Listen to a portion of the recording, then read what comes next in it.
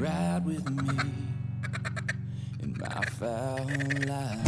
Podcast world, what's up? Chad Belding back at you. Another episode of the Foul Life Podcast. Thank y'all so much for the downloads, the subscriptions, listening. I hope y'all are liking the diversity in our guests, our topics, everything that we got coming at you. I know that we've been a little bit slowed down lately, but I'm telling you, we're on the road. We're grinding. We're trying to get as much content out there as we possibly can.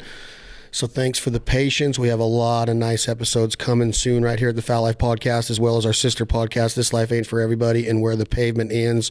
So go ahead and check those out too. Today's episode of the Foul Life Podcast is brought to you by our friends, the one and only Simply Perfect Benelli, the Super Black Eagle 3, now available in 20 gauge, right-handed only, which is a downer, Debbie Downer for me. Keep trying to talk them into getting that lefty in the 20 gauge Super Black Eagle 3, but they keep telling me that there's not many left-handed duck hunters in the country, and I guess I kind of believe them. I'm sitting by two right-handed shooters right now. I gave them both lessons in the pit the last couple days on how to take down the big geese. Was that a laugh? Yeah. I'm left-handed. You are? Yeah. You're shooting lefty down there? Yeah. Oh, God, I haven't been paying attention. I shoot a right-handed gun. Oh, really? See, that's why they don't make lefties or anything, because most lefties will do that. They grew up shooting their grandpa and their dad's gun, but the Super Black Eagle 3 12 gauge, now available in 20, I absolutely freaking love them. And check out the new Ethos Sport 28 gauge. They only make that in right-handed too, which sucks because it is an unbelievable weapon. I'm actually going on a mallard hunt at the end of the month, and I'm going to be shooting a little 20 gauge because I got permission from my boy John Shaw at Hagerman Wings Farms. But everybody else is going to be shooting the new 28 gauge Ethos Sport. Check them out right now, BenelliUSA.com. So honored to be part of the Benelli family. We're actually going to Italy in June to visit the factory, so that will be another highlight as part of our summer comes together. Today's episode of the Foul Life Podcast is also brought to you by our friends at Federal Premium, the Black Cloud, the new TSS, the 3s and 9s, 3-inch mixture of 3s and 9s is so deadly on big Canada geese, mallard ducks, lessers. It doesn't matter. Black Cloud does it again with their TSS. Everything that they are offering to the wing shooter, whether it's the upland and the pheasant loads and the prairie storm, the Black Cloud TSS, it's Federal Premium. It's built in the USA, and it's deadly 100% of the time. So thank you, Federal. Thank you, Benelli, for bringing us another episode of the Foul Life Podcast. My guest today, Black Goose Outfitters, Larry Frimann, Ryan Zegers. Yeah, Zegers. Pretty good memory, huh, Larry? Yeah, not too bad. Larry, welcome to the podcast. Thanks. Good to be here. What's going on? Not much. Just had a great hunt with you today, and It's been nice. I really like what y'all have going on here. I've been doing some videos with the guys, and I keep saying we're hunting on the moon or we're hunting on Mars. Like, it's literally like you're not in regular agriculture a lot of the time we've been here.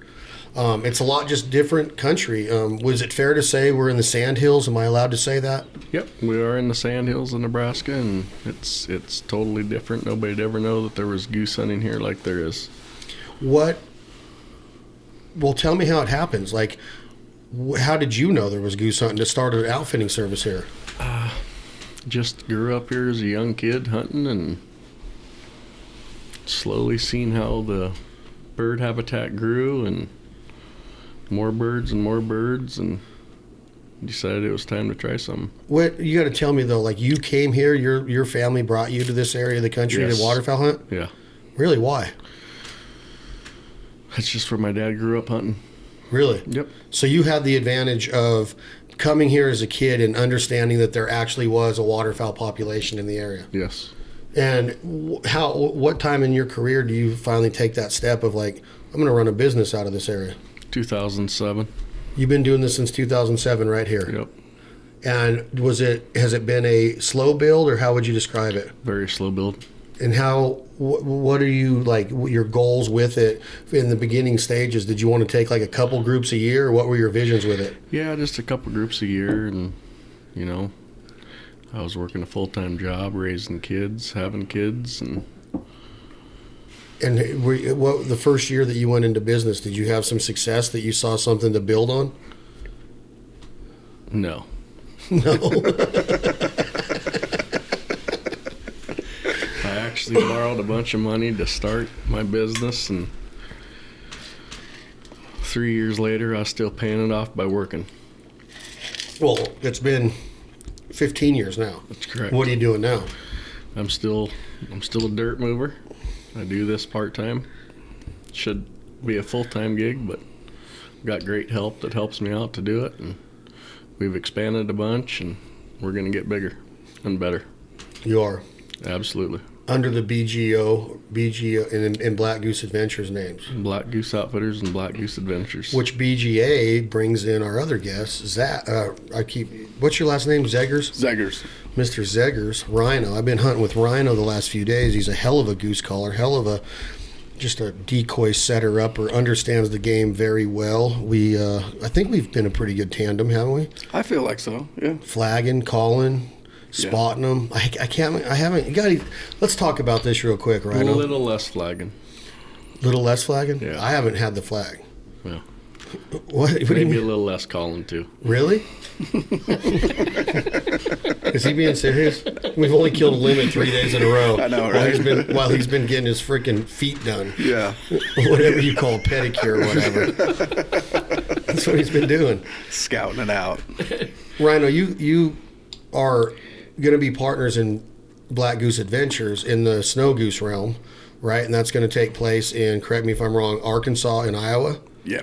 So we'll talk about that in a minute, but why are you here? You work with Larry on the Black Goose Outfitter side of things too for the Canada Goose and Duck hunts? Yeah. Yep. I met Larry probably 15 years ago, and just slowly built a good friendship, and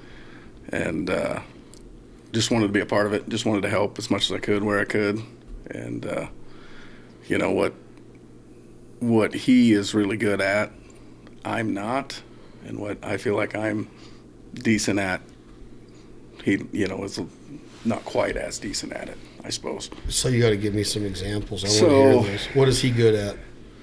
He's good at just like finding birds. That's like his passion is not finding one good feed. His passion is finding 4. And my favorite thing is when you pull up in the field that morning and do the setup, or brushing a blind. That's probably my favorite thing to do. I hate it. And he hates it. I mean, absolutely hates it. And I love it. Why do you hate it? I just don't like it. So the only thing you like is the scouting? Nope. I love the scouting, and I love to make people smile. That's the best part of it for me. So do you like to kill them still? Are you still in that zone in your life this many years into it? Yes. You like to hunt them still? Yep. Love to hunt snow geese. Snow geese. Snow geese are my love. Said nobody ever. Nobody. Said nobody ever. So you got to tell me about these pit lids, right? You come here and tell him we got to change these pit lids, or do you go along with this bullshit to keep the pit lids the way they are? Now, don't get me wrong. They hide you, and you will kill them, but they are hard to get used to. Is this fair to say, and have you gotten used to them now that you've been hunting out of them for a while? I've hunted at them for a long time, so it's tough to go back to. I don't even really remember what we had used prior. That broomcorn it takes some getting used to. You definitely have to lead with your hand or wear a cap. It will poke you in the eye, and but they hide well. They really do. It's a little different, but you get used to them, I guess. Do you like it? it. Do you do it because it gives? Do you feel that it gives your clients the ability to watch some of the action? Yes. A lot of the action, they could slide their hand left or right, move the corn, watch a little bit, and not be seen. When did you start using that style pit lid? Probably 6 years ago. And did you have like a slider lid before that you had No, like individual we just sliders? used bundles of hay. And like break up the hole? Yep. Were And when you looked above, it didn't look right. How did you know? Did you start getting on ladders, or did you start? Ladders. No drones. No, No just a drones, ladder. I was like, man, this looks stupid. That's exactly what you said. Yep. Really? We got to change this. No wonder. So, give me an idea of the process that it goes of being an outfitter. You say that you like to make people smile, you like to make people happy. I've always taught, guiding to me is so stressful, and that's why I don't do it anymore, because I'm the same way. Like, shit, if I owned a guide service and we didn't kill them, I'd want to give the money back. Like, I was that pissed off that we didn't give them the experience. And you do want that clientele. Yes. That you want that clientele that will not, take the money, or that they understand there's going to be days. But do you feel a lot of pressure with it? No, I feel like I'm different than other outfitters. Options. Just because you got a hunt booked on December 22nd through the 24th, if I feel like the opportunity's not there to kill birds, I'm going to call your hunt off. And we're going to move it to another date. I'm not going to have you come just to come sit in the blind with me. I don't need the practice, don't want the practice, and don't need you to hear just for your money. So when you're booking guys out, a lot of times you book them out a year in advance. Correct. And what phone is that? I don't know. It's not Is mine. that yours? Is that you? No. Is that you? What is going on in here? Is there like a laptop set up? These podcasts, not everything's run perfect, and we're bringing this one live from Nebraska. I can't figure out somebody keeps getting a lot of emails. I don't know. I've been hearing it. You book a hunt a year out sometimes. You come here right now, and these guys kill their geese, and they're like, hey, we want the same dates next year. You can't forecast the weather, right? So is it so consistent in this area that you're confident in booking a year out? I am confident. What's tough, the tough booking is spring snow goose hunting. That's a tough one. Because you never know when they're going to start moving. You don't know when they're going to start moving. So how do you do it? You just take the best dates you think you can and you move it. So what we have done to try to be better so we could move people around more is add more pit blinds. So if we book a full schedule and run a full schedule of hunters and we get snowed out or rained out, I can move them hunters if we're hunting in Arkansas and they get weathered out and I've got to add more guys or lose more guys, I can move them to another spread in Iowa or Missouri or Nebraska.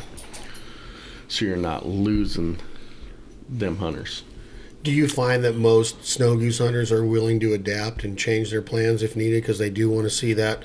I mean, what would you say it is, Larry? Do you say that you come for 3 days and you might get one okay day, or do you come for 5 days and you're going to get a strong one? How do you depict that? I say you come for 3 days, you're going to have one shitty day, one good day, and a banger.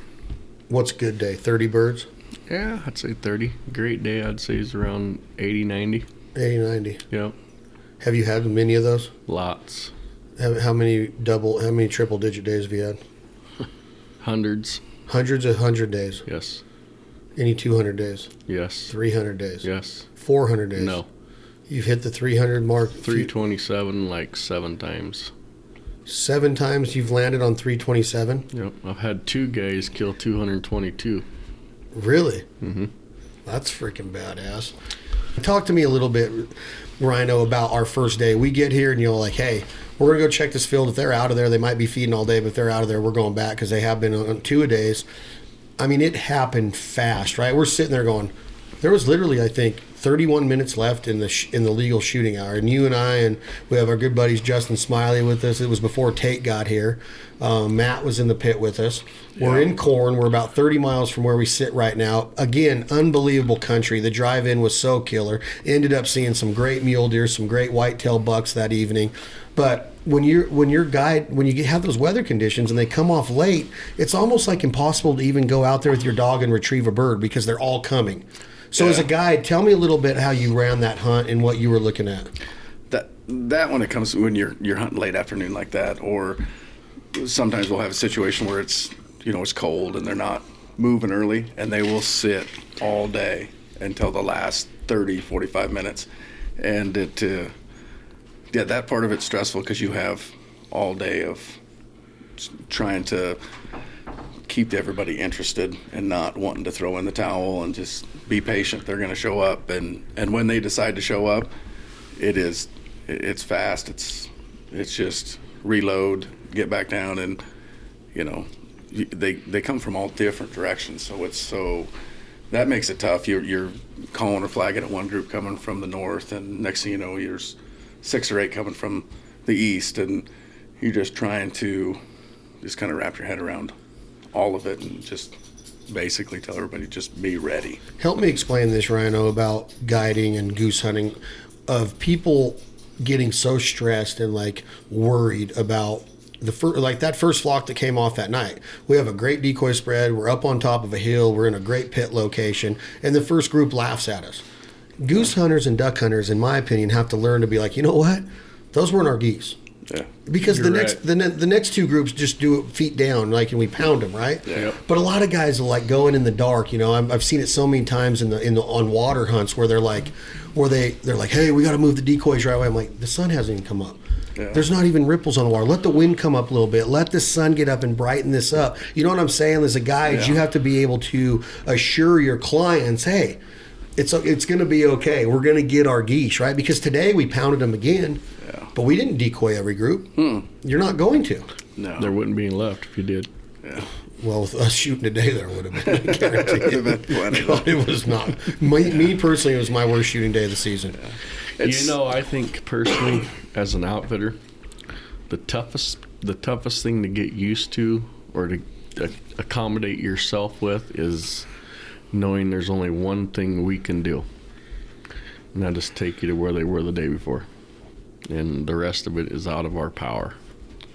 So when you say out of your power, you are confident when you go in there, hey, the birds were here. Yep. They're going to be around. Now, we can't tell you when they're going to fly. We can't tell you if they're going to decoy. Right.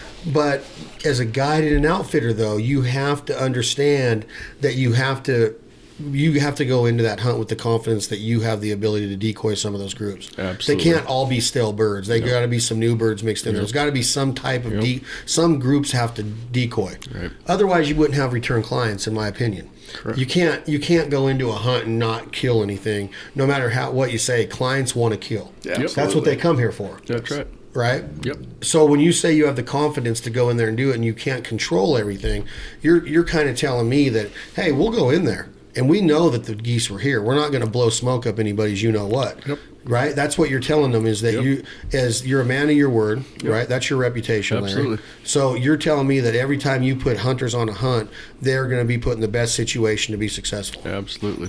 Do you agree with that, Ryan? 100%, yeah. So going back to our first day hunt, we're in that pit blind and we kind of did it different. Explain to me a little bit, because usually, you have your pocket out front and you're shooting the geese as they backflap in. We were now going, because of the wind, we were going to shoot them on their approach over the pit to land in the pocket behind us. Does this sound right? Yep. That particular pit, just the way it's set up, was, it's more set up for like a southeast wind, and we'll get those on occasions. And but it's the area that we are in. It's open enough to where you can hunt a lot of different winds, and that particular wind was a west wind, and just the way we had it set up. And coming out of a pit, when you're coming out of the middle of the pit, that's what's so nice about them is you can shoot all directions. I mean, even though you're sitting facing to the west, you can shoot. We can shoot a crosswind there. You can shoot like we did, a west wind where they're coming in from behind, and even that one group, they come in feet hanging, and they were trying to sit actually behind the pit, which would have been upwind of the decoy spread, or where the landing hole was. And there's just a lot of room. There's a lot more room there. Yeah, you can get away with it. Man, that one group did it perfect. They did. They come from the left, so they pretty much came from the north, and that one was up top, and you see him just fall right into the front and like in a hurry to get down and beat his buddies to the corn, and freaking he just gets laced, and then 3 or 4 other ones just get smoked too. I mean, that was a pretty flock. That was. Have you seen it? Yeah. You have? Did it get you excited, Larry? What gets you excited? Not a lot.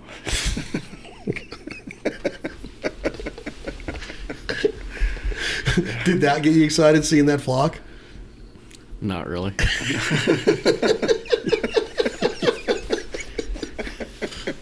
He's a man of so many awesome words. Yes, we'll go on road trips. For example, we'll go to Arkansas. It's a 10-hour drive, and I mean there's 3 hours where it's just the radio's not on and it's just silent for 3 hours. And how do you book hunters and be a people person and manage a crew in the construction business, and then not want to and be just not talking ever? But that's where I do talk, you know. And in my construction industry, I talk all day long. You know, I book hunts all night long, all day long. And, you know, I just, when I got to talk, I got to talk. When I don't have to talk, I just... Well, talk to me about this. Don't Here's talk. that group we're talking about, Larry. Let me turn up the volume on my iPhone 12. What did I just do? Cancel. Okay, so here's the flock that Rhino and I are referring to. you're hitting the wrong one. I think I am.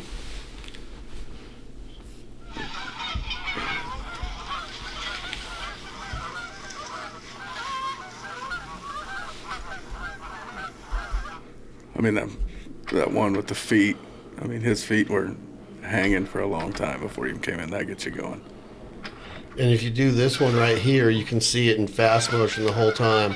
Watch how fast he races to get to the ground.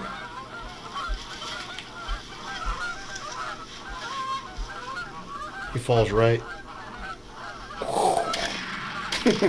He's just like, I'm beating you, and then, oh, Well, that's awesome. I seen 7 geese come in, Yeah. 4 leave with 7 guns. No, 3 left. 4 died. Let's see again. Looked like a lot of missing to me. I don't think so. There's only 5 shots. Listen, there's only 5 shots. Listen, there's only 5 shots. You could hear it. How many geese are there? 8. Just count shots. 1, 2. 3, 4, 5. 5 shots, 4 dead geese. It's not bad, I guess. Count them.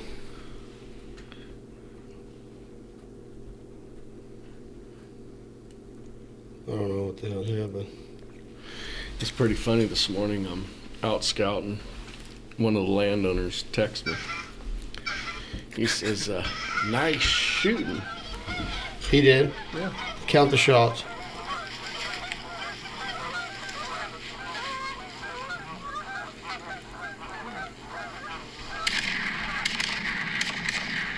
Five shots, 4 dead geese. That's not bad. I mean, what do you want us to do? Kill everyone in every flock? Then you... Should. That close. Jeez.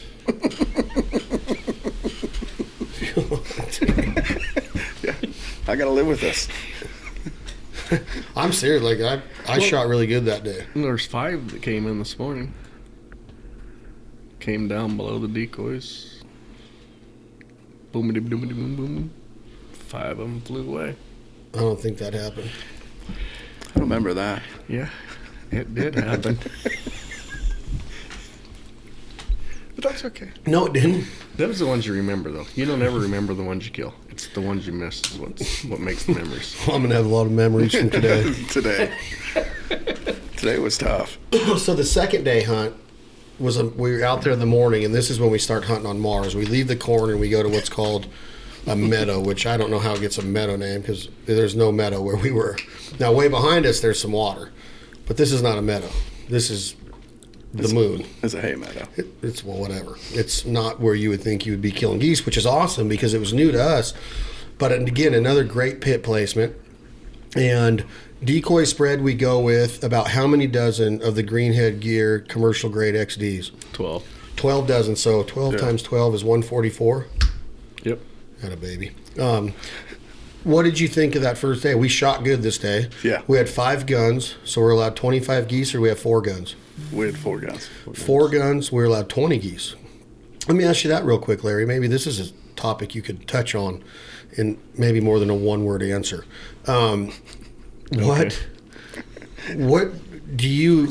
What would be the best limit for you as the outfitter here?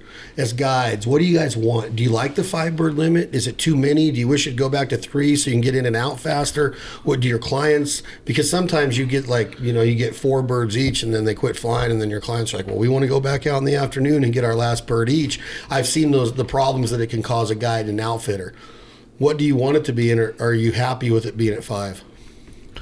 I'm happy with being at 5. It's as long as everybody will take the birds and process them and eat them. I don't like 5. I'd like to go back to 3. 3? Yeah. Do you think that you would get people to travel across the country to come hunting for 3 birds a day? Or would it make it tougher to book hunts? I guess in my opinion on that is if a guy wouldn't drive across the country to hunt with us because he could only kill 3 birds per day versus 5, then I don't want to hunt with that guy anyhow. Yeah. Because he's just doing it to kill. And not just to kill, but, to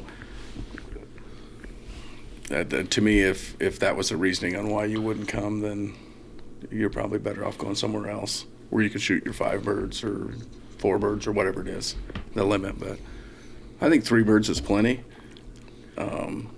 Guys don't realize, you come on a 3-day hunt and you have 4 guys, you shoot for, 5 birds a day at the end of your hunt. That's a lot of birds. And you got to keep a wing attached for travel, and that takes up a lot of space in a pickup. Oh, yeah. And most of our groups are 6 to 7, So that's a lot of birds. That's a lot of meat. And these are big geese. I mean, they're big birds. So that's why when we leave here today, we're going to go get our meet your maker meat grinder out. And we run pork fat and pork butt through that with these goose breasts. And I'm talking giant Canadas like we've been killing with you guys. Yep. It just goes through it like that. You processed it. Now you're legal for another day or another 2 days of your possession limit because it's processed. We'll cook street tacos right there as soon as it comes out of the grinder. Yeah. We'll be seasoning it up with some of the provider rubs, put it on a little taco shell, and boom, you're done, a little tortilla. So, a lot of people don't travel with the grinder, but there's ideas out there that you can do stuff like that. And, we carry a vacuum sealer right with us in our trailer. A lot of guys fly in, so they can't do that. But if you're traveling, you can get ways like that to where now you could vacuum seal those flat bags and stack them in your cooler after you take them out of the freezer when you leave BGO, and then get them home before they melt, in one of your roto-molded coolers. And before they thaw out, you could have all of it processed and ready to go into burger or ground or whatever you want. There's ways to think outside the box, right? Absolutely, there is. Yeah, that's a good idea to do though. And that's what we're going to do right when we leave here. We got a lot of work to do after this podcast. Let's go. I'm excited. I got to tell the audience something real quick. You guys listen to this podcast a lot, and you understand that we usually have good conversation. And now I love Larry. He's a great dude, but I just wish I would have had Ryan on by himself. So I apologize to everybody out there that's trying to figure out how this guy's made it in life. I don't know if he's effing with me and trying not to talk at all on the microphone, but dude, I feel like a dentist pulling teeth right now, dude. It's the hardest thing that I've ever done.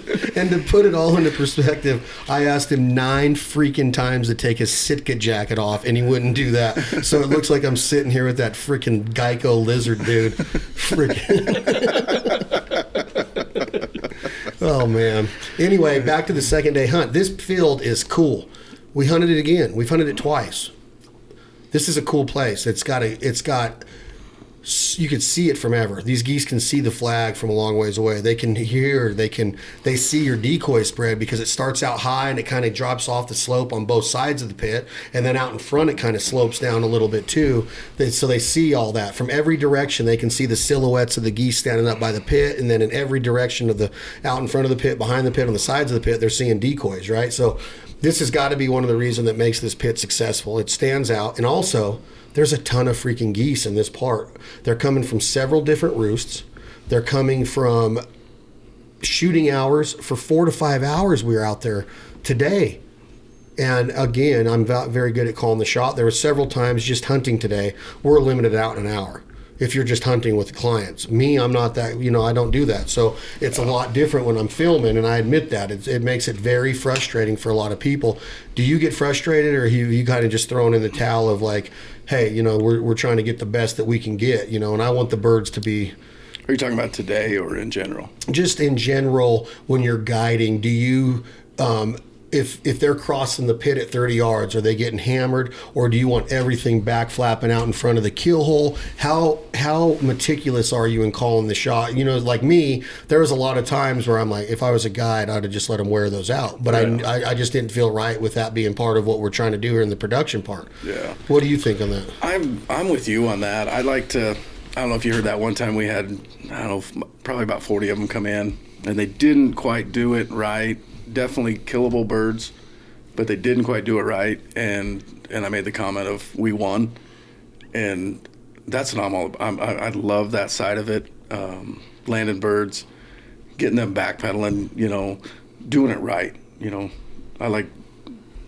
If we could shoot at 15 feet every time, that's ideally what I would try to do, and every day's different. So with clients, it just kind of all depends.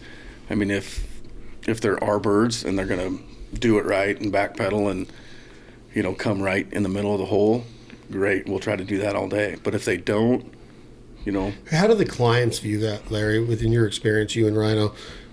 Do they care where the geese are when they shoot? And safety's a big thing in the pit. You don't want to be shooting down over any guns. You got to shoot your lanes. It's a huge thing in pits. Absolutely, it is. If it's the guide's responsibility, if the geese look like they're going to do something where you got to get your guys situated, guns up, muzzles up, safety's on in the pit, right? But you got to turn around 180 degrees because now you're going to kill them this way, just because maybe the wind shut down and they're just lighting behind you. This happens in pit hunting. Oh yeah. There's a lot of variables that go into being a guide and an outfitter and keeping the safety in mind of all the clients first and foremost. But what do you think the clients think? Do they give a rat's ass, you think, or do they just want to kill, or do they want to see the show too? First timers, I think they just want to kill. The repeat guys, they like to see the show. By rule of thumb out here, we like to shoot on groups of 2s to 10s. 2s to 10s. Yeah, let the groups bigger than that go. Don't educate the big groups and keep them uneducated. You heard me say that to Tate today. It's like, we needed 2 birds, and we lit 30 or 40 of them in there, and we could have waxed them. But I was like, I'm not going to do that. I thought that was the right call to make. For 2 birds, you don't shoot into 40. Yeah, correct. Right, and I hope clients understand that, because there's you could hunt them again tomorrow in your group, but there's also other groups of clients that you would want the same respect of the group before you too. 100%. Some get it. Some really do get it, and some don't. What was it? Middle of December-ish this year, Justin Smiley come out with us, and we were down on, hunting some water, and we landed probably close to 1,000 mallards, and I wouldn't call the shot. And you let them kind of work out, and I could see on the other end Justin and a couple other guys. They're itching. Itching, and they're looking at me. I'm getting that death glare of, you gonna call it, and we just let it play out, and it worked out for us. But when it was all said and done, we had 10 or 12 that actually circled and stuck around after everything left, and we ended up shooting 5 or 6 out of that group. But they understood after the fact what what the reasoning behind it all is. I want to shoot ducks tomorrow. I want to shoot ducks next week. Yeah. And you only have 2,000 or 3,000 ducks up here, and you shoot into 1,000 of them. Well, now you're just kind of shooting yourself in the foot. So, Yeah, and I always want to be cognitive of that. There's just no reason for it. Yeah. Especially like even if we needed 8 birds, I wouldn't have shot into that group. I just wouldn't have. It's too pretty to finish them. We got it done, and We won. Yeah, we Job's won. over. And Yeah. you don't need to kill those. You don't need to shoot into those groups. So let's end this podcast, Black Goose Outfitters, and you're welcome back anytime, Rhino. Thank you. Thank you. I come back appreciate anytime. that. How about me? Wow, Jesus Christ! Maybe a little cameo, a little. Oh yeah, you can 5 minutes. you can cameo come in. All right, say your 5 words, Larry. Yes. Thank you. Okay. There's 2 right there. Yuppers. Yep. Sounds good. Tomorrow we're hunting water. Yes. Our last day. Yeah. What can I expect? Beautiful scenery, It'll be ducks yeah. and geese. Yep. Yeah. Water. Water, ducks and geese. We'll be hunting out of a trailer blind tomorrow. Trailer blind set yeah. up on a sandbar. Yep. Yeah.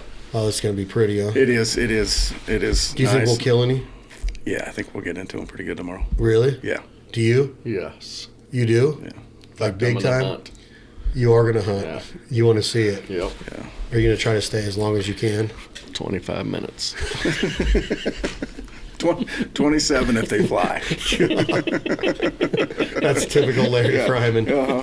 If you had him in the pit the other day for a morning, and if you can get a solid hour out of Frimann in the morning, that's a pretty solid hour. So visualizing this spot, Larry talked to me about the current. We're not going to have floaters. That's different for me. Usually when you hunt water, you have water decoys. We're going to just have full bodies on the sandbar. Are you killing the geese and the ducks in the water? Are they trying to land in the water, or are they trying to light on the sandbar? Well, it's shallow enough that we can't run floaters with keeled, floaters, because it's 3 inches deep right through there. So, it looks like, the decoys will put them right in the water. It looks like they're just walking through the water. Where the geese will have a landing hole, it'll be dry, sandbar. But they also try to, they'll land on that shallower water. So, The water current's flowing so fast where the channels are at. The geese like to sit right on the islands where there's only 1 to 3 inches of water. So tell me what I can expect. How big are the groups usually that come into this area? They're going to be big. You'll get your singles, your pairs. It's either singles, pairs, or big groups, big wads of them. So Single decoys, some big groups. Are you guaranteeing it, Larry? Yep. Yepers or yep? Yes. We are. We're going to decoy some big groups. Yep. And you guarantee we kill some? Not out of the big groups, we won't. I thought we could kill them while the season's coming to an end. No. We're going to shoot ones and twosies. Well, after the 27th minute and you roll out of there. No, I still have my eye on. What is the biggest group I can call the shot on tomorrow? 11. Oh, God. 11. Seriously? Yep. So if there's 15, we don't call the shot? No. For real? Well, I usually say 7 to 10, so 11, that's giving you a little buffer. Okay. So tomorrow's going to be our prettiest hunt scenery-wise. Absolutely. We've had awesome meals. Tonight we're going to throw down on some goose, some steak, and some pork. We're going to scout a little bit. We got a lot of work to do. Lots of work to do. We got to clean geese from today, which I'm fired up because we're going to breast them out and then throw them in that grinder. Might get your hand stuck in there. Maybe. Well, if y'all want to book a hunt with Black Goose Outfitters, just give yourself 3 minutes. The phone call won't last that long. just say the dates that you want. You'll get a yes or a no. You'll get a yuppers or a no. But I'm telling you, I've been a lot of places. This place is cool. The people are awesome. Food's great. Just a cool, down home, small town America feel. Americana. We listened to Cody Cannon in the pit today. We listened to Islands in the Stream, Kenny and Dolly on a Deemer box in the pit today. We're having fun. We're staying loose. You can't stay loose all the time. You got to focus when you're hunting. Safety's everything. You got to visualize. You got to paint that picture. Throw your oils at the wall, at that canvas. Paint your own picture. Let your hunt come alive. And that's exactly what's been going on at Black Goose Outfitters. Thank you to Benelli. Thank you to Federal Black Cloud. Thank you to all of our listeners. Brand new episodes of Benelli's The Fowl Life airing exclusively right now on the Outdoor channel. You can also check out theproviderlife.com for our ultimate 10-pack of dry rubs. You can buy rubs single, double, triple, doesn't matter. And our brand new The Provider Cookbook, 264 pages, 80 recipes, unbelievable photography, stories, inspiration, influences, instruction, fitness tips from Chad Mendez, duck calling tips from yours truly, processing tips on elk and deer and turkeys and ducks and geese. It's all in there. Check it out. My man Rhino, thank you. Any closing words? Hey, it's been fun. Thanks for coming out. Appreciate Had you. a good time. Larry, my man, any closing word? Would love to have you come again. Wow. Absolutely. Would love to have you come again. 7 words. You heard the record here. I would like to come back here. Tom, Eli, hit that button. This is 2 a.m. Logic. The song is called My Fowl Life. Thank you all.